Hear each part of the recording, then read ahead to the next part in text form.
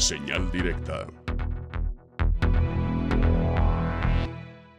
Buenas tardes, con el gusto y honor de estar en este espacio, envío mis saludos al Sistema Universitario de Radio y Televisión y muy especialmente para su amable audiencia.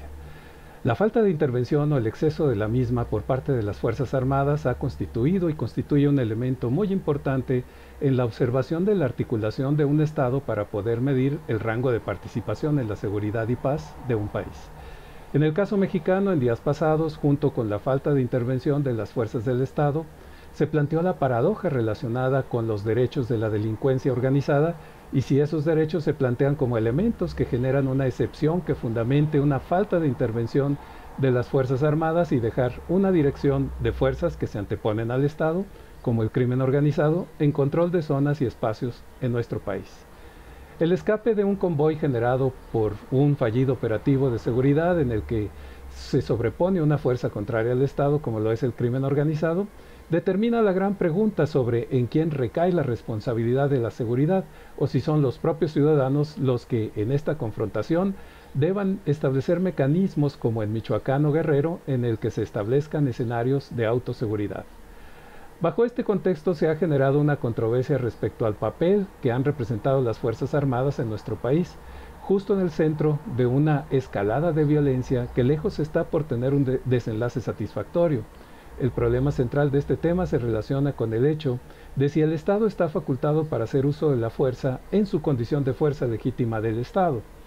De esta forma, el Estado tiene la obligación de preservar a las personas, las instituciones y estructuras que le dan cabida y certidumbre precisamente al régimen del Estado. La Constitución en el artículo 89 lo define con toda claridad. El gran debate relacionado con el hecho de que las Fuerzas Armadas rehuyan de forma contundente la acción para la que se estableció su participación, es decir, el mantenimiento de la seguridad interior, que por cierto, por esas razones se ha diseñado diferentes estrategias para intervenir en zonas de alta conflictividad en las que se requiere el restablecimiento del orden constitucional que debería imperar en todo el territorio nacional. La posición del Ejecutivo en relación con el hecho de que lo que se busca es salvaguardar los derechos de los agresores, es decir, del crimen organizado, haría replantear el papel del Estado, no de las Fuerzas Armadas, sino del Estado. Determinar estados de excepción para proteger a las Fuerzas Armadas y al crimen organizado, en el que la abstención queda de parte del Estado, entonces la seguridad y el bienestar ciudadano no quedan dentro del centro de esa tesis funcionando al interior de la estructura estatal.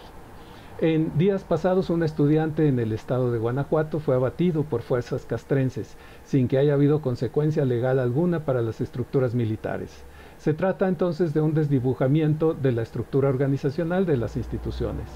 Por otra parte, entre las funciones encomendadas por el Ejecutivo Federal a las fuerzas militares están las de la construcción de un aeropuerto civil, el control de operaciones de vuelo, la intervención sobre las aduanas en puertos marítimos, la construcción de un tren de operación civil, la contención de la migración centroamericana hacia los Estados Unidos, la atención de 2.700 sucursales del Banco de Bienestar, así como la administración e intervención en el plan de vacunación de COVID durante los momentos más complejos de esparcimiento de la pandemia en México, de igual forma en la administración de la entrega de recursos para los programas sociales, como los casos de Sembrando Vida y Jóvenes Construyendo el Futuro.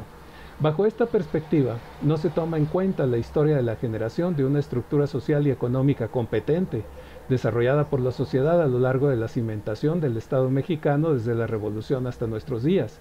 De esta forma, la sustitución de la sociedad civil solamente se explica por un fenómeno que se prometió atenuar en promesas de campaña, como lo es la corrupción. En los hechos, su presencia se mantiene en el escenario mexicano. El establecimiento de políticas públicas con un sentido funcional y de impacto en el escenario del desarrollo del país requeriría el establecimiento de programas, de estrategias, de estructuras y de una planeación que desemboque en políticas públicas claras, no en la sustitución de la sociedad por el ejército. La controversia no tiene que ver con los derechos de la delincuencia que opera al margen del Estado y es generadora de una violencia que afecta en altos niveles la seguridad y paz en el país. La controversia debe analizar qué papel es el que le corresponde al Estado, como simple observador o como responsable de la seguridad nacional. Mi agradecimiento por dejarme participar en este espacio. Agradezco muy profundamente al Sistema Universitario de Radio y Televisión y muy particularmente envío un saludo a su amable audiencia. Buenas tardes y muchas gracias.